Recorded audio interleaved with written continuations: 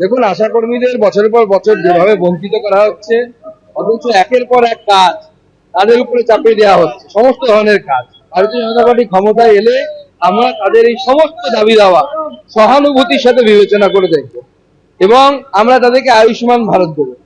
আয়ুষ্মান ভারতের মধ্য দিয়ে তারা এই ধরনের অ্যাক্সিডেন্টাল বেনিফিট থেকে শুরু করে সমস্ত বেনিফিট পাবে। এবং সেই আন্দোলনকে দমন করার জন্য পুলিশের যে অতি সক্রিয়তা, এই অতি সক্রিয়তা দেখা যায় না যখন বেলডাঙ্গাতে আক্রমণ হয়। বেলডাঙ্গাতে যখন ন্যাশনাল হাইওয়ে ঘন্টার পর ঘন্টা ব্লক করে রাখা হলো, তখন কিন্তু পুলিশকে আর দেখা গেল না। অথচ সাংবাদিককে পেটানো হলো, মহিলা সাংবাদিকের শ্লীলতাহানি হলো, তখন কিন্তু পুলিশ একদম হাতে চুরি পরে বসে থাকলো। আর দেখুন, এই যারা আন্দোলনকারী তাদেরকে আটকানোর জন্য পুলিশের যত রকমের সক্রিয়তা, অতি সক্রিয়তা, এটাই প্রমাণ করছে যে তৃণমূল কংগ্রেস সরকার একটি অসভ্য বর্বর সরকার এবং তারা অ্যাপিজমেন্ট পলিটিক্সে বিশ্বাস করে। তারা মুসলিম প্রশাসন ছাড়া আর কোনো কিছু বিশ্বাস করে।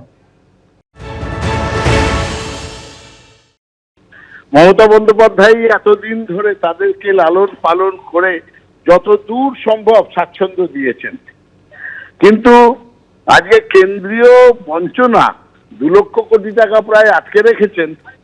সেই জন্যে তাদেরও বুঝতে হবে রাজ্যের সীমিত আর্থিক অবস্থাতে ইচ্ছে থাকলেও সবকিছু সম্ভব হচ্ছে না। তাদের সহযোগিতা আমরা চাই। আর আমি বলবো যারা আন্দোলনকারীদের, তারা যেন রাজনৈতিক উস্কানিতে পা না দেন। আমার সামনে যে দৃশ্য দেখাচ্ছে আমার সহকর্মী সন্দীপ পাল, দেখতে পাচ্ছ এই যে ব্যারিকেড, লোহার ব্যারিকেড করা, তার অপর প্রান্তে যে আশাকর্মীরা যারা স্বাস্থ্য ভবন অভিযানের জন্য এসেছিলেন তারা এসছে, জমায়েত হয়েছে। তারা সংখ্যায় প্রায় 600 থেকে 700 ছিল, যদিও সংখ্যা এই মুহূর্তে অনেকটা কমে গিয়েছে, তাদের একাংশ ধর্মতলার দিকে গিয়েছে। তবে যে প্রান্তে সন্দীপ আছে ঠিক ওই প্রান্ত থেকে বেশ কয়েকজন এই যে লোহার যে ব্যারিকেড, এইখানে যে গার্ডওয়াল করা আছে, ওখানে যে একদম লৌহ কপাট, সেইটাকে ডিঙিয়ে আসার চেষ্টা করে এবং তাতেই আহত হয়। পুলিশের পক্ষ থেকে তাদেরকে প্রতিহত করা।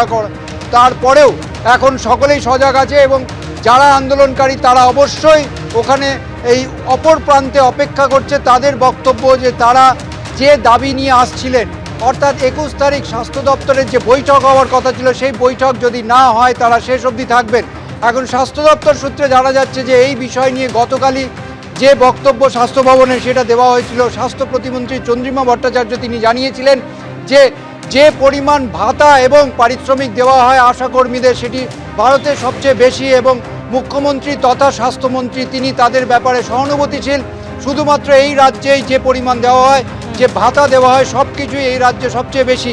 একেবারে আশাকর্মীদের একাধিক দাবি এবং তারা কিন্তু তাদের অবস্থানে অনড়। অন্যদিকে আরো একবার আপনাদের সামনে ধর্মতলার ছবি তুলে ধরবো। আমাদের প্রতিনিধি অনির্বাণ বিশ্বাস সরাসরি আমাদের সঙ্গে রয়েছেন। অনির্বাণ, পুলিশের তরফে এটাই বলা হচ্ছে বারবার করে যে তাদের এই যে মিছিল আজকে, এটা কিন্তু আগে থেকে এই কর্মসূচি ছিল না, হঠাৎ করেই তারা এই মিছিল করে প্রতিবাদ জানানোর সিদ্ধান্ত নেয়। এই মুহূর্তে কি পরিস্থিতি? একইভাবে আমরা দেখতে পাচ্ছিলাম কিছুক্ষণ আগেও যেখানে যে তারা বিক্ষোভ এবং অবস্থানে অনড়।